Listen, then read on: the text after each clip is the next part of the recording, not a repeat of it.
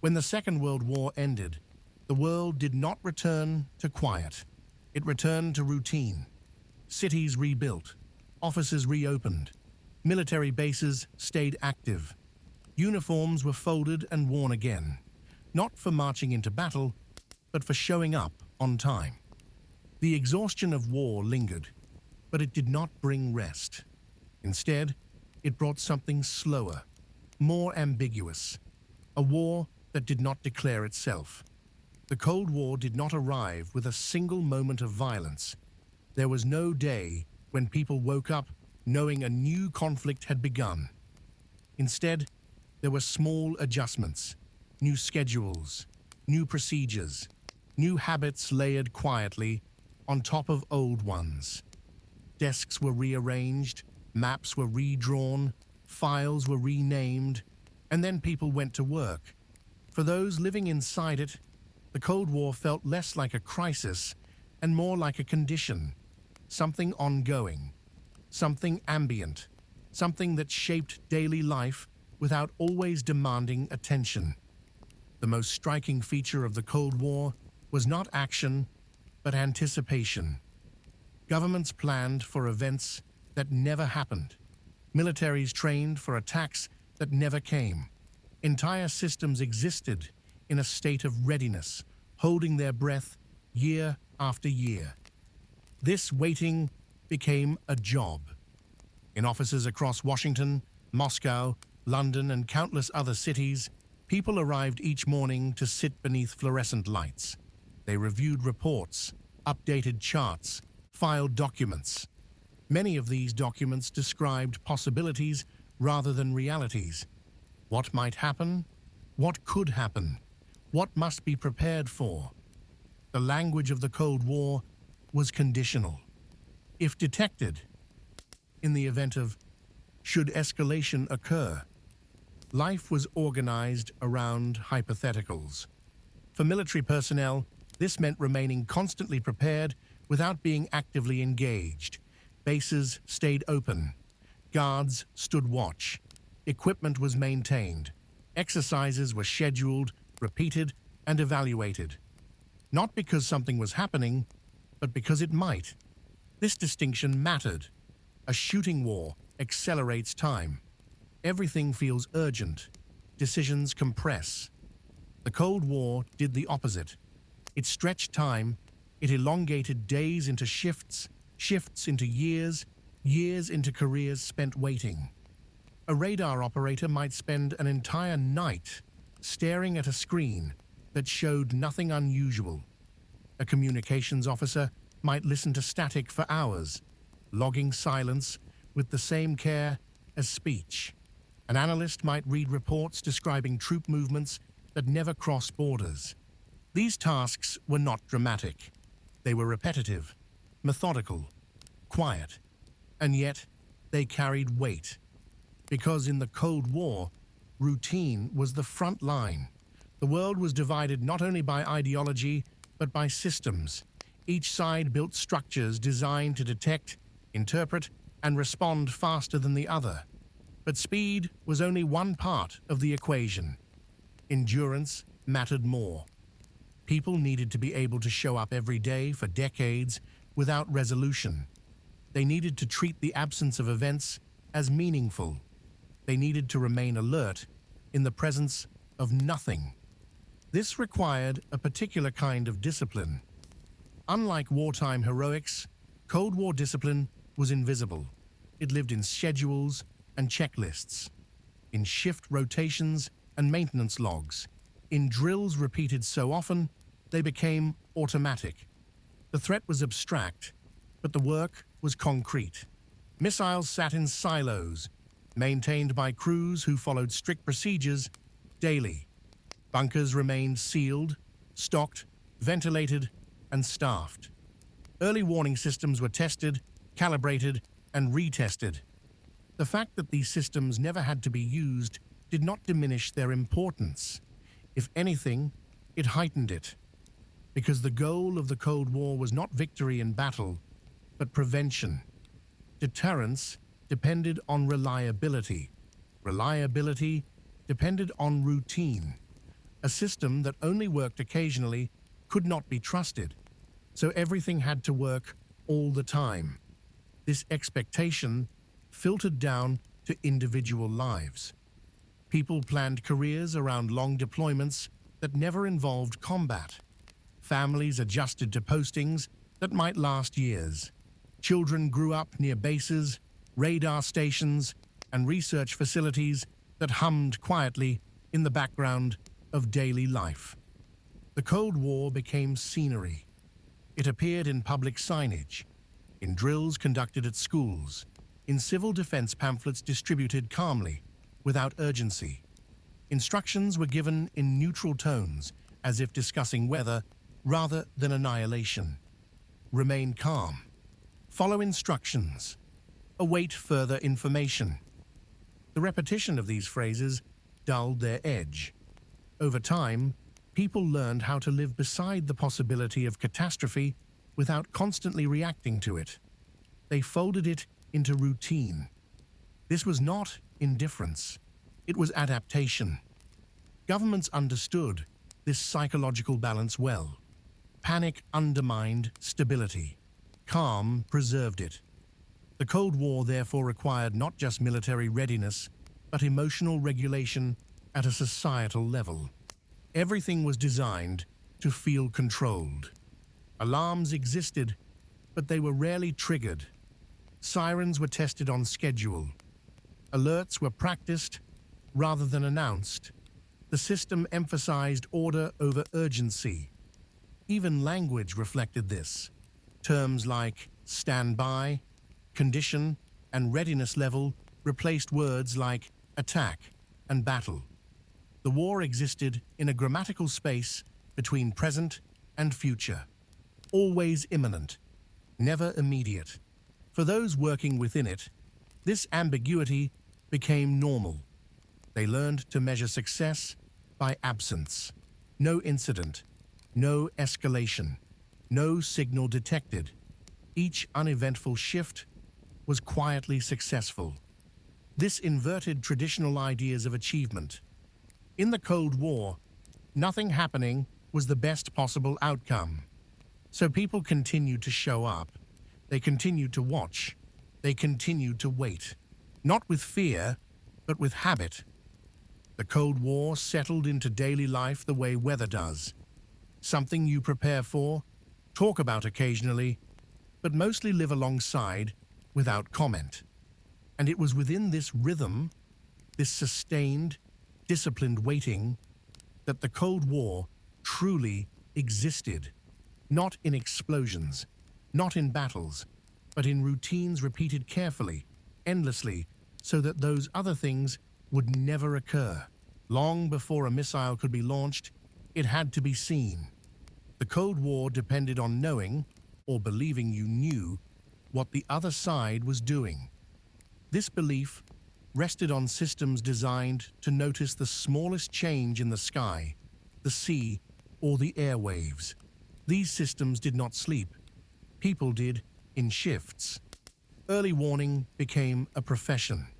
Across remote coastlines, isolated hills, frozen tundra, and desert plains, radar stations stood quietly. Their locations were chosen for visibility, not comfort. They faced outward, away from cities, toward imagined threats that might arrive at any hour. Inside, the atmosphere was controlled and dim. Rooms were kept cool to protect equipment. Lights were subdued to reduce glare. Screens glowed softly, filled with lines, arcs, and sweeping signals that repeated endlessly. The sound of machinery was constant, a low, steady hum punctuated by the rhythmic pulse of rotating antennas. Operators learned these sounds by heart. They could tell when a machine was functioning normally and when something was wrong, not by alarms, but by subtle changes in tone. A slightly irregular rhythm, a pause where none should exist. Most of the time, nothing appeared. The screens refreshed, the lines swept, the sky remained empty. This emptiness was the point. A clear screen meant the system was working, and nothing was happening. The absence of signals became meaningful information. Operators logged it carefully, hour after hour. Shift work structured life. An operator might arrive just before dusk, replace the previous shift, review notes, and settle into a chair, facing the screen. Coffee cooled nearby. Headphones rested within reach. Outside, weather moved slowly across the landscape. Inside, time stretched. The work required attention without stimulation. Staring at a screen that rarely changed demanded discipline. Fatigue was the enemy, not fear. Training emphasized consistency. Operators learned how to respond to anomalies, how to verify signals, how to confirm whether a blip represented weather, a civilian aircraft, or something else. Nothing was assumed. Everything was checked. False alarms were taken seriously. They were investigated, documented, and analyzed. A flock of birds, a temperature inversion, a miscalibrated instrument. Each explanation was logged. Each incident, refined procedure. Accuracy mattered more than speed.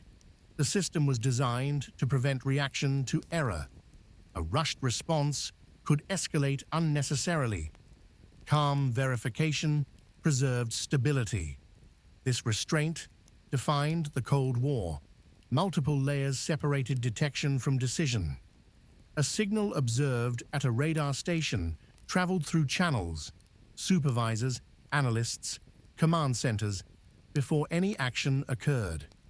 Human judgment slowed the process deliberately. This delay was protective. It allowed time to confirm, to reconsider, to avoid catastrophe, triggered by misunderstanding. Radar stations were often lonely places. Personnel lived nearby, sometimes on site. Facilities included sleeping quarters, kitchens, and recreation rooms. Life revolved around the schedule of watches. Days blended together.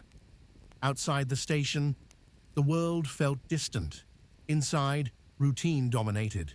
Meals were eaten at regular intervals. Equipment checks followed strict timetables. Even leisure time was structured. Boredom was common. Operators read, played cards, listened to radios, but they never fully disengaged. A glance returned to the screen every few seconds. Awareness hovered constantly. This balance was difficult to maintain. Too much vigilance led to exhaustion. Too little invited error. Training addressed this carefully. Personnel were taught how to remain alert without strain. Fatigue management became a skill. Across the ocean, similar rooms existed. In the Soviet Union, radar operators watched their own skies. In Allied nations, stations formed networks that shared information. The Cold War's early warning systems were mirrored on both sides, each assuming the other was watching just as closely. This mutual surveillance created a strange symmetry. Both sides invested enormous resources to confirm nothing was happening. The goal was stability through awareness. Radar was only one layer. Listening stations monitored radio traffic. Sonar arrays listened beneath the ocean for submarines. Satellites eventually added a view from above. Each system produced data. Each required interpretation. People sat with headphones, listening to static, punctuated by coded transmissions. They learned to recognize patterns, voices, rhythms. Silence itself was recorded. Nothing happening still needed documentation. Logs filled with entries describing routine status, equipment operational, no unusual activity, weather conditions normal. These records accumulated. They formed an archive of calm. In moments of tension, such as during crises or heightened alert levels, routines intensified. Additional checks, shorter reporting intervals, more frequent briefings. Yet even then, the tone remained measured. The systems were designed to prevent panic. Procedures guided behavior. Individuals followed steps rather than impulses. This reliance on routine protected everyone. Operators trusted the process. They did not interpret signals alone. They passed information upward, trusting others to verify. Trust in systems replaced reliance on instinct. This was intentional. The Cold War depended on collective restraint. No single person held complete authority. Decisions emerged slowly, filtered through layers designed to absorb shock. Early warning systems exemplified this philosophy. They watched constantly so that leaders did not have to. They converted uncertainty into data. They allowed decision-makers to remain calm. For those who worked inside them, the experience was repetitive and quiet. They went home after shifts, slept during the day, returned again. Years passed. Many retired without ever witnessing an emergency. Their success was measured in uneventful careers. They watched the sky so others could live without watching it. In the next stretch of this history, we'll move beneath the surface, into bunkers, command centers, and underground rooms where time felt sealed and the Cold War was lived away from daylight. Beneath the surface of the Cold War, time behaved differently. Above ground, days passed normally, offices opened, traffic moved, seasons changed. But underground, in bunkers and command centers, time was compressed and controlled, sealed away from the rhythms of the outside world. These spaces were not built for comfort, they were built for continuity. Bunkers existed to ensure that systems could function even if everything else failed. Thick concrete walls separated interior rooms from the land above. Doors sealed tightly. Air was filtered.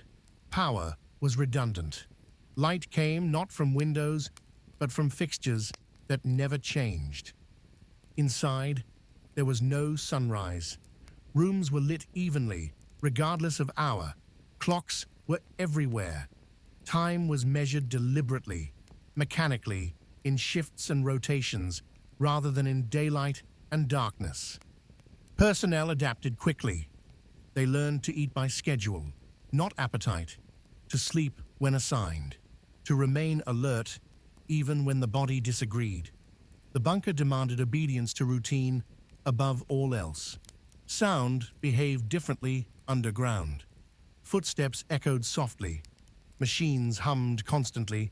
Voices carried through corridors.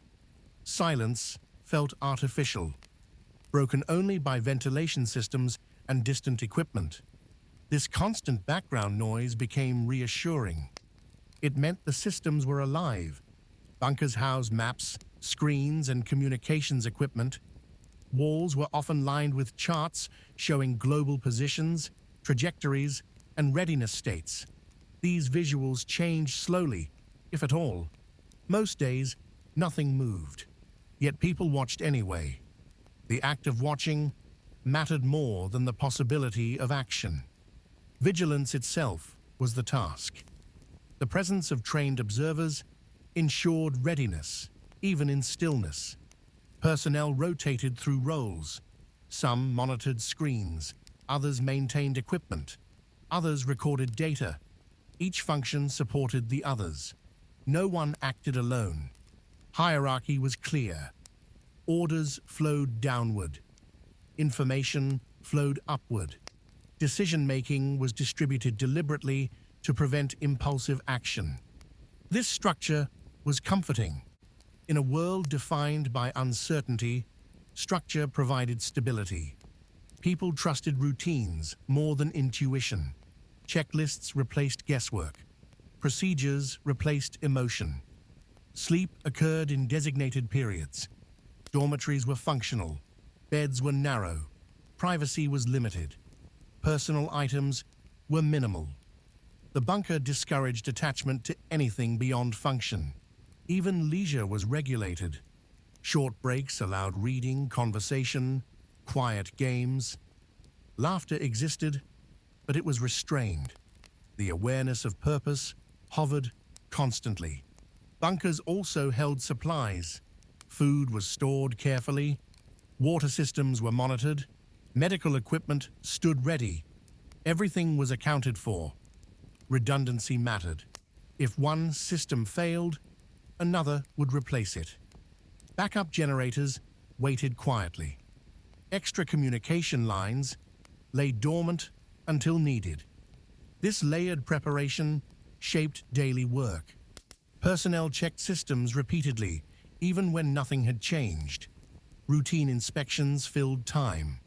Documentation followed. Logs accumulated slowly.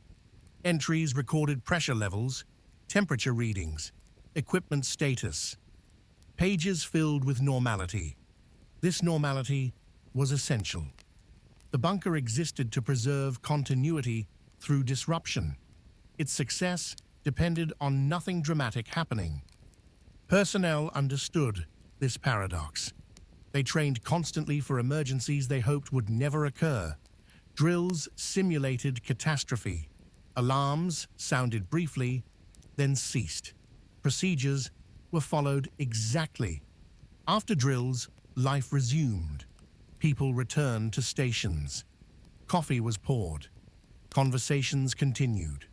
The system absorbed the rehearsal without disruption. A repetition of drills reinforced muscle memory.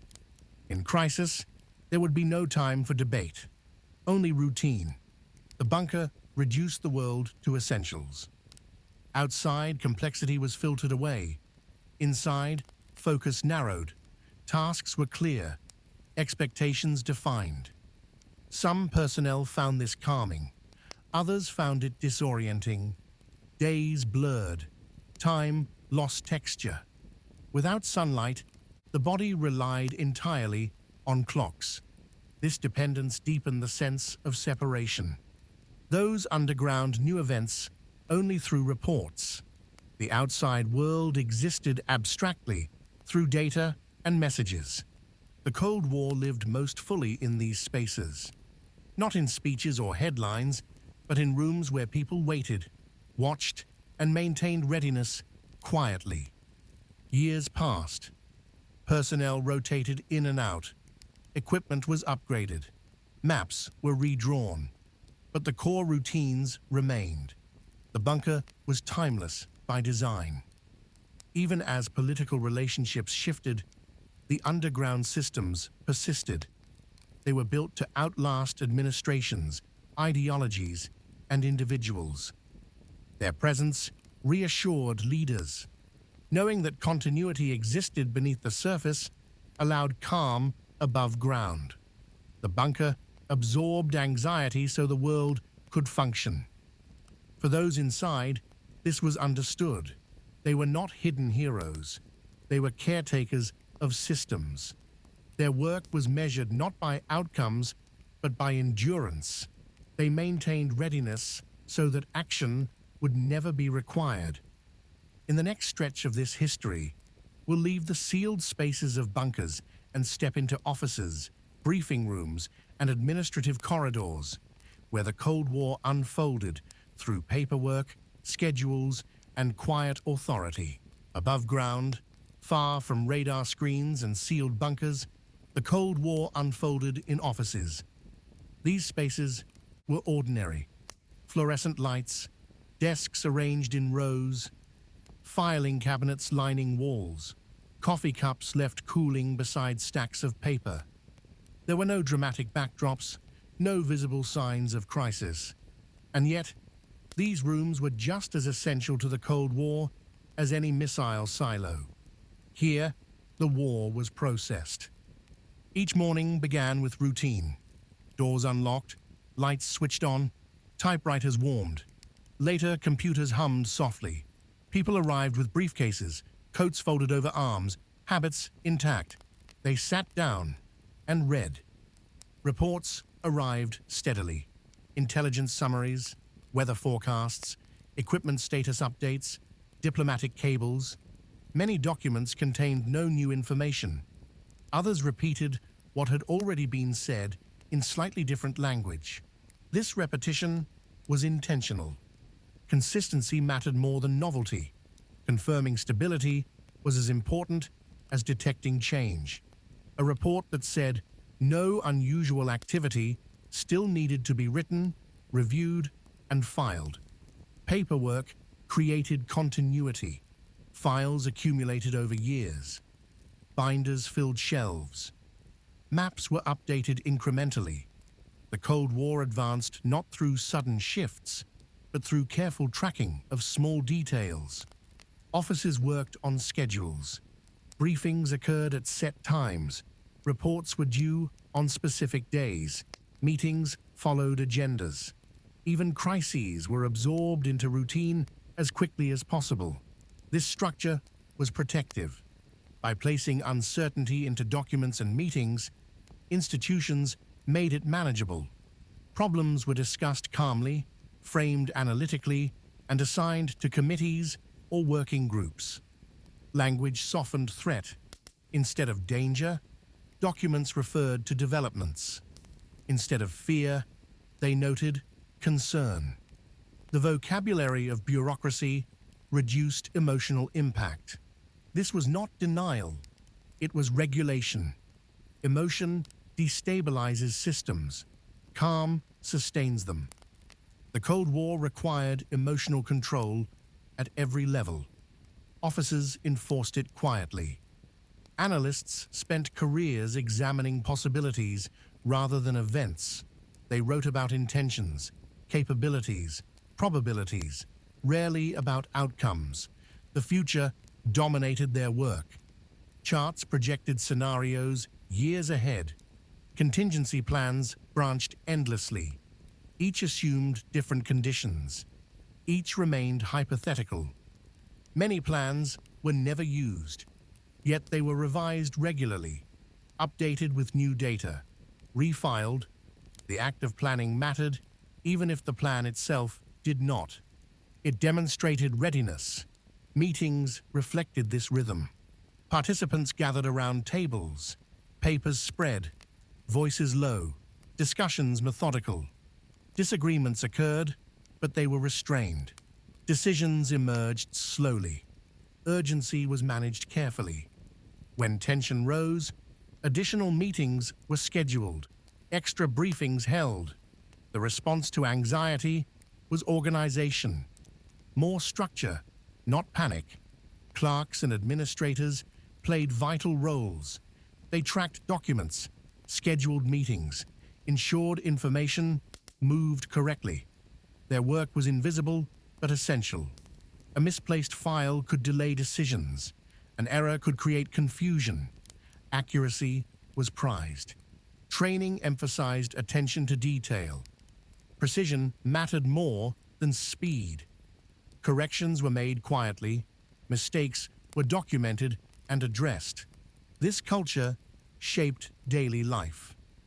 People measured productivity by completeness rather than creativity. Finishing tasks mattered more than innovation. The system valued reliability. This reliability allowed leaders to sleep. Knowing that systems were functioning, reports were flowing, and schedules were maintained created a sense of control. The Cold War felt manageable because it was continuously managed.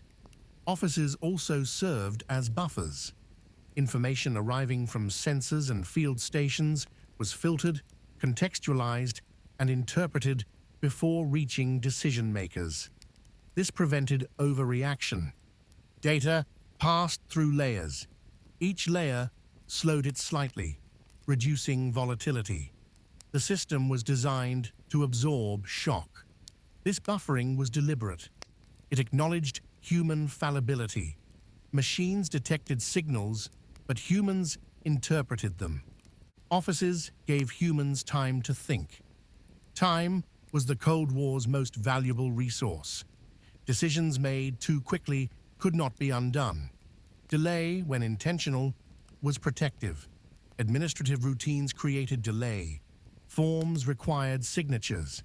Reviews required approvals. Processes required completion. These steps were not obstacles. They were safeguards. The Cold War rewarded patience. Even during crises, paperwork continued. Reports were written, meetings were held. The system insisted on normalcy. This insistence stabilized behavior. People behaved as if order existed, and so it did. Outside these offices, the world continued normally. Inside, the possibility of catastrophe was managed quietly, through repetition and restraint. Most people working here never experienced a dramatic moment. Their days blended together. Careers passed. Promotions occurred. Retirements came. The Cold War occupied decades of professional life without climax. Success was subtle. Nothing happened. This absence required maintenance. It did not occur naturally. It resulted from countless small acts of diligence performed daily. Offices embodied this truth. They were places where nothing visible happened so that nothing catastrophic would. In the next stretch of this history, we'll move from desks and documents to drills and rehearsals, moments when routine simulated disaster, not to provoke fear, but to keep it contained. The Cold War was practiced far more often than it was lived. Across cities, bases, offices, and schools, people rehearsed events that never came. These rehearsals were called drills. They were structured, timed, repeated, and evaluated. They were not meant to frighten. They were meant to normalize. A drill transformed catastrophe into procedure. Sirens sounded on schedule. Alarms were tested calmly. Instructions were read aloud in steady voices. Participants followed steps they already knew. When the drill ended, everything returned to normal. This repetition mattered. The Cold War depended on the belief that even the worst scenarios could be managed. Drills made that belief tangible. They replaced imagination with choreography. In military bases, drills followed precise formats. Personnel moved to assigned positions. Communications were checked. Timelines were measured. Deviations were noted. Performance was reviewed. No one improvised. Improvisation suggested lack of preparation. The Cold War valued predictability above all else. Drills often occurred without warning. An alarm would sound. A message would arrive. Personnel would respond automatically. This tested not courage, but routine. Speed mattered, but composure mattered more. A calm response signaled system health. Panic indicated failure. Evaluations focused on adherence to procedure rather than emotional reaction. Civil defense drills extended this logic into civilian life. Schools practiced evacuation. Offices rehearsed sheltering procedures. Public instructions were distributed in pamphlets and posters. These materials used neutral language. They avoided urgency. They avoided fear. They framed drills as civic responsibility rather than emergency. Children learned routines early. They lined up. They moved quietly. They followed instructions. The experience felt more like an exercise than a warning. This was intentional. The Cold War required public participation without public panic. Drills taught people how to respond without teaching them to fear. In offices and bunkers, simulations grew more complex. Exercises modeled communications failures, equipment malfunctions, hypothetical escalations. Each scenario was designed to test system resilience. Afterward, reports were written. What worked, what didn't, what needed adjustment. Lessons were recorded carefully. Then the exercise ended. No real-world consequences followed. The system returned to standby mode. This rhythm defined Cold War preparedness. Preparation was constant. Activation was rare.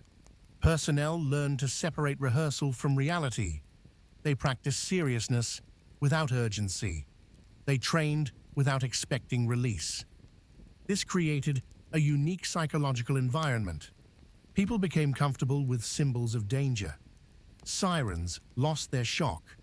Protective gear became familiar. The extraordinary became ordinary.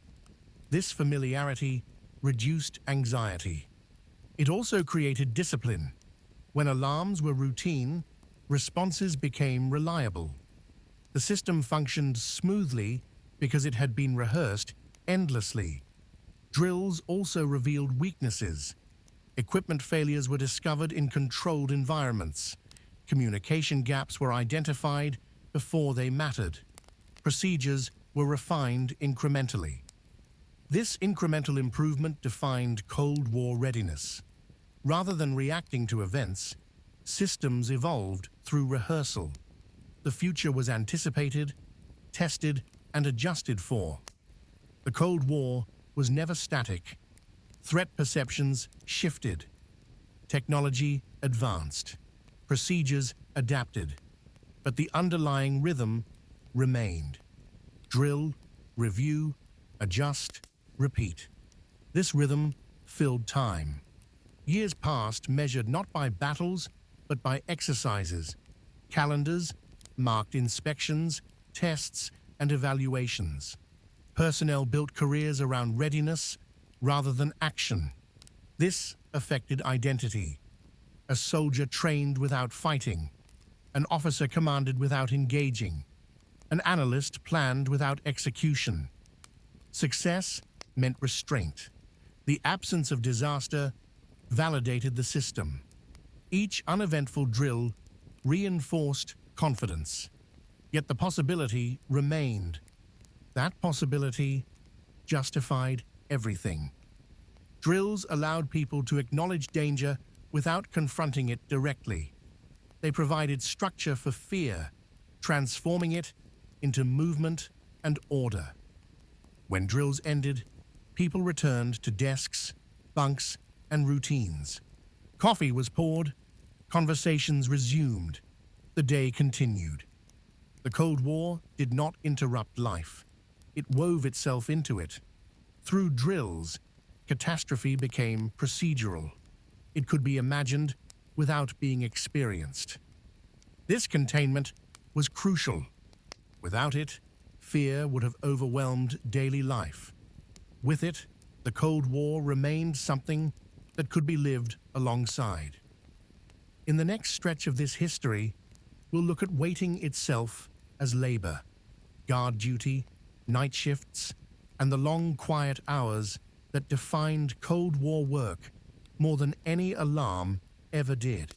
Much of the Cold War was spent doing nothing, not in the sense of idleness, but in the sense of waiting, alert, prepared, and restrained.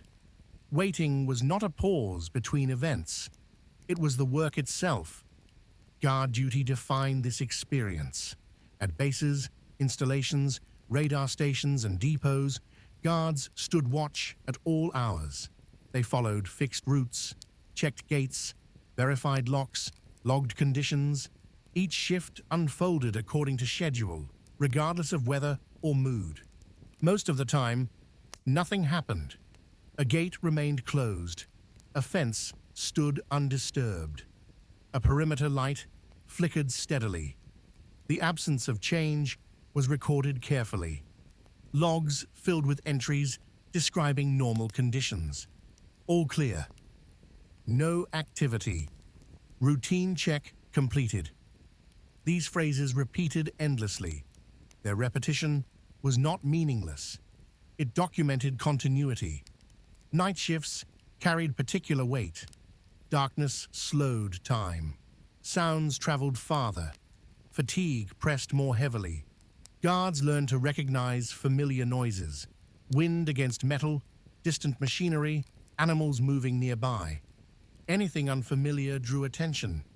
Yet unfamiliar rarely arrived. The challenge was not fear. It was focus. Maintaining attention without stimulation required discipline. Training emphasized pacing, posture, and awareness. Guards shifted weight, adjusted clothing, scanned slowly.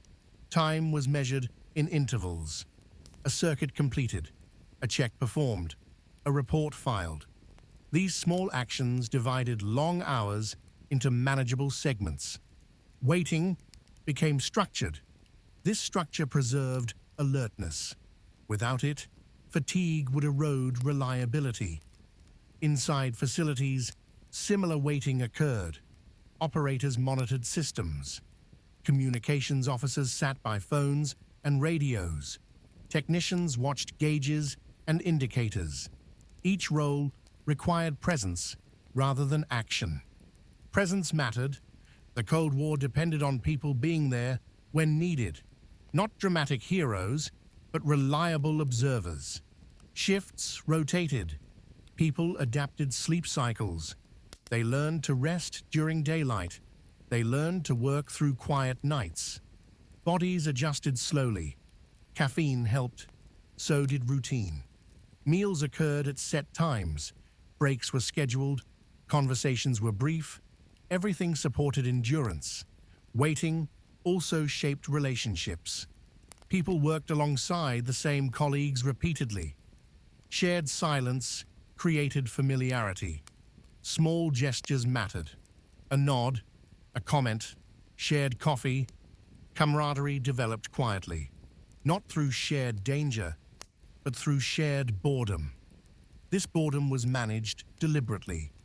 Reading material was provided. Games were allowed. Music played softly. But attention always returned to duty. The balance was careful. Too much distraction risked missing signals. Too little risked exhaustion. Training addressed this constantly. Waiting also demanded emotional control. The possibility of catastrophe existed, but acknowledging it constantly would be overwhelming. Personnel learned to compartmentalize. They focused on immediate tasks. Check the gauge, answer the phone, complete the log. This focus grounded them. The Cold War required people who could live with uncertainty without dramatizing it. This skill was rare and valuable. Waiting extended beyond military roles. Scientists monitored instruments. Analysts awaited reports. Diplomats waited for responses. Everyone operated on delayed timelines. The war moved slowly. Messages took time. Decisions required review. Responses were measured. This slowness was protective. Rapid reaction risked escalation. Waiting allowed reconsideration. Waiting was therefore strategic. Guard duty and watch shifts embodied this philosophy. They enforced restraint physically. Standing still prevented rushing. Night watches were especially symbolic. Under artificial light, surrounded by quiet machinery, individuals held responsibility disproportionate to their activity. They did nothing so that everything could remain stable. This inversion defined the Cold War. In traditional conflict, action signaled success. In the Cold War, inaction did. A guard who never raised an alarm had done their job perfectly.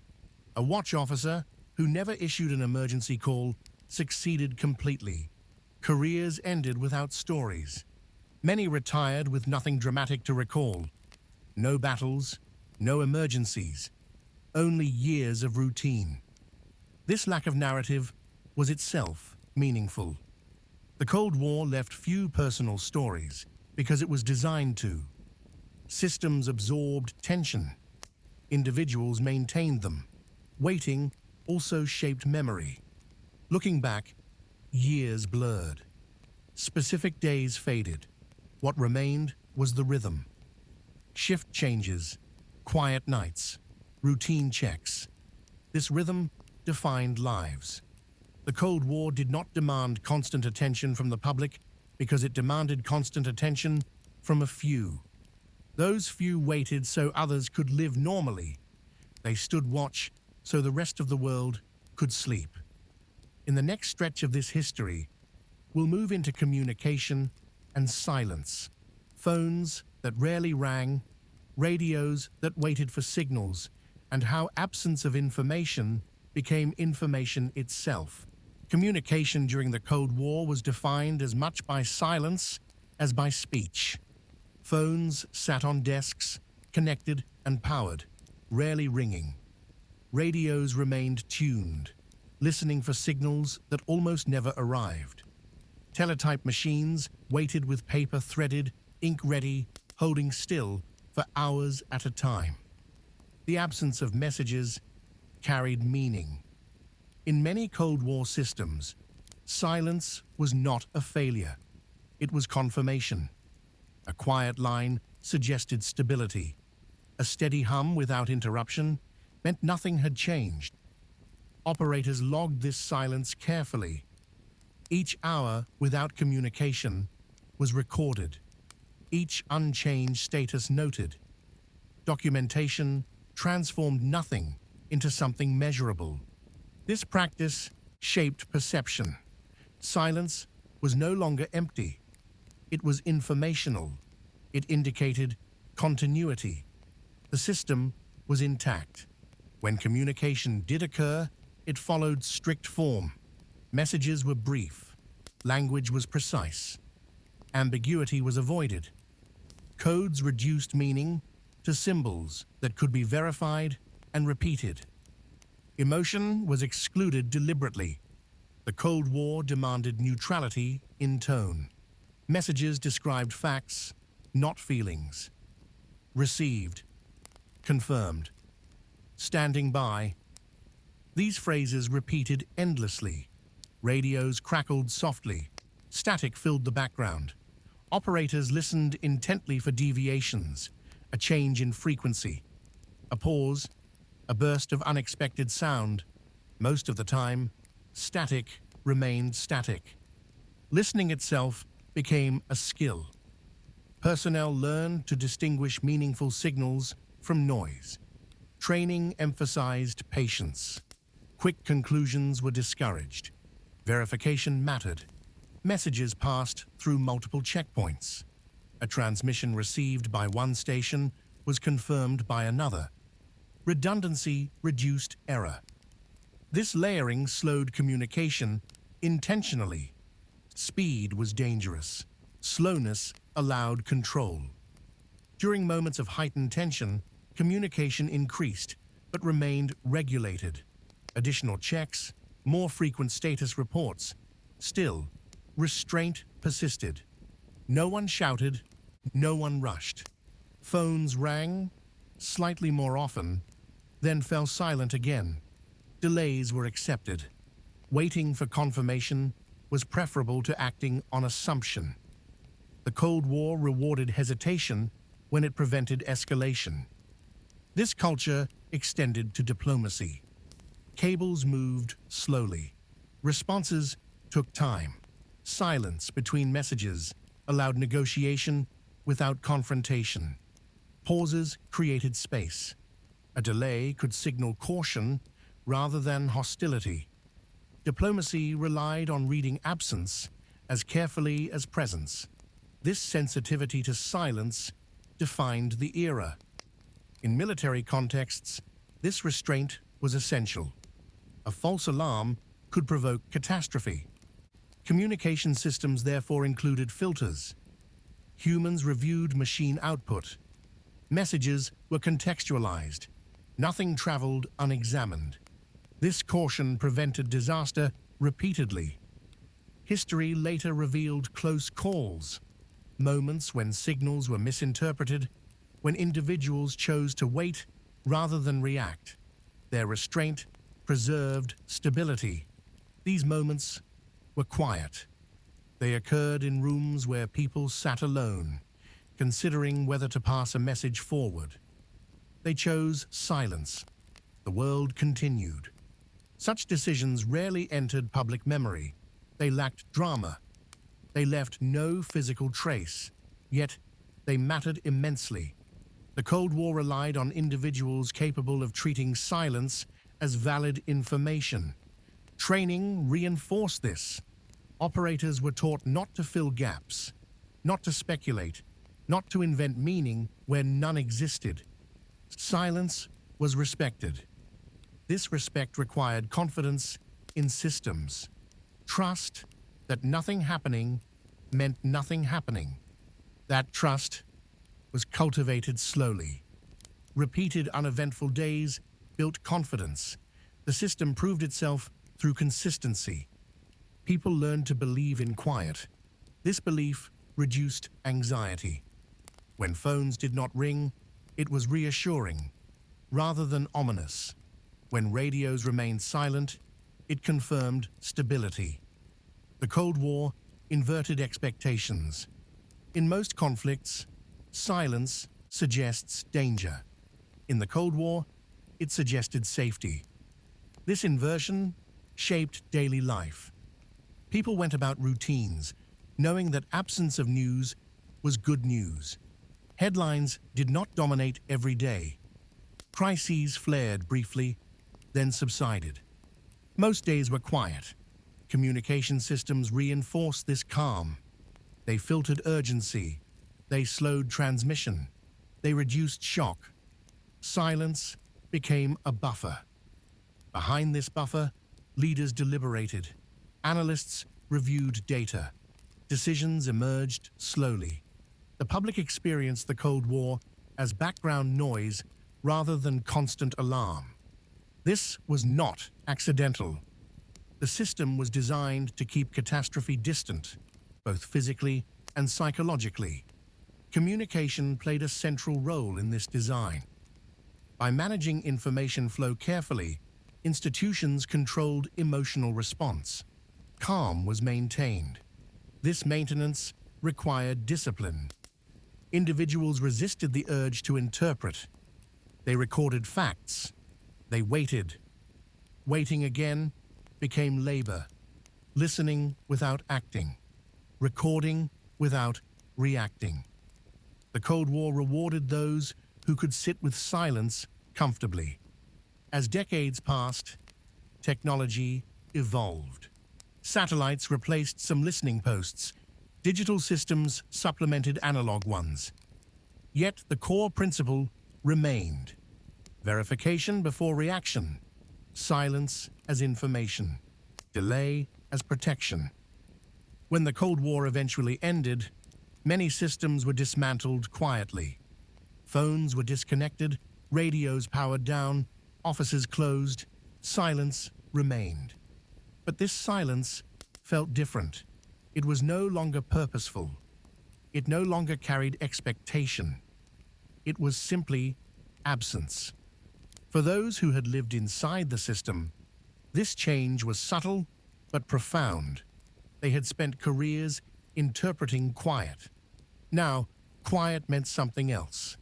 In the final stretch of this history, we'll step back and watch the Cold War recede, systems winding down, routines dissolving, and the realization that decades of waiting had finally reached an ending that felt almost anticlimactic. When the Cold War ended, it did not feel like an ending. There were no alarms, no final drills, no decisive moment when people stood up and knew their work was finished. Instead, routines loosened. Schedules changed quietly. Briefings shortened. Reports arrived less frequently. Systems that had once required constant attention began to matter slightly less each day. At first, this shift felt temporary. People assumed tension would return. It had always returned before. The Cold War had cooled and reheated many times over the decades. Calm never lasted, so the routines remained. Guards continued patrols. Operators monitored screens. Analysts updated reports. Everyone waited for the next rise in urgency. It never came. Gradually, budgets were adjusted. Staffing levels reduced. Equipment upgrades were postponed. Systems once considered essential were reclassified as legacy. Language softened. Words like standby and readiness appeared less often. New phrases entered documents: decommissioning, transition, drawdown. The Cold War did not end with confrontation. It ended with paperwork. Bases closed slowly. Personnel were reassigned or released. Barracks emptied. Equipment was inventoried, stored, or dismantled. Fences remained, but gates stayed open longer. Guard shifts shortened. Radar stations powered down. Screens went dark. Antennas stopped rotating. Rooms that once hummed constantly fell silent. Dust settled where operators once sat, alert through the night. Bunkers sealed themselves from the inside out. Supplies were removed, power systems shut down, lights switched off. Underground corridors returned to stillness. The absence felt strange. For decades, these spaces had existed to contain possibility. Now, possibility itself seemed to have passed them by. Offices changed too. Files were archived, shelves cleared, maps removed from walls. Meetings became less frequent, then unnecessary. Entire departments dissolved quietly. People packed desks. Photographs were taken down. Personal items collected. Coffee mugs carried home. Careers that had been defined by readiness came to unspectacular conclusions. Many felt uncertain. They had trained for catastrophe and spent decades preventing it. Now prevention had succeeded so thoroughly that the purpose itself disappeared. There was no celebration. Success in the Cold War meant nothing happened. When it finally ended, nothing still happened. This anticlimax was fitting. The Cold War had always been about restraint. Its conclusion followed the same pattern. For those who lived inside its routines, adjustment took time. They were accustomed to vigilance, to waiting, to treating silence as information. Now silence felt different, unstructured, unassigned.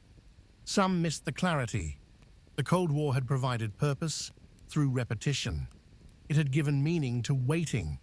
Without it, time felt looser. Others felt relief. The weight of constant readiness lifted slowly. The background tension faded. Life expanded into spaces once occupied by hypothetical futures. Yet even as systems shut down, their influence remained. Habits persisted. Caution lingered. Procedures lived on in modified forms. The culture of restraint outlasted the conflict itself. Many systems were never fully dismantled. They were mothballed, preserved, left dormant in case they were needed again. History had taught caution. The world moved on, but it did not forget. Looking back, the Cold War appears strange. A conflict defined not by action, but by avoidance. Not by movement, but by stillness. Not by noise, but by quiet discipline. It was a war fought through schedules, through shifts and logs, through procedures and patience, through people showing up every day to do very little, extremely well. The Cold War did not ask for heroism. It asked for endurance. It asked people to remain calm while holding unimaginable possibilities at bay, to treat waiting as labor, to trust systems more than instincts. And for decades, they did. The absence of catastrophe was not accidental. It was maintained by guards on night watch, by operators staring at empty screens, by analysts revising plans that would never be used, by clerks filing reports that recorded nothing unusual. All of it mattered, because stability is not natural. It is constructed, and during the Cold War, it was constructed slowly, carefully, every day, through routine. When it ended, the world did not erupt into relief. It exhaled quietly, and then gradually it learned how to live without waiting.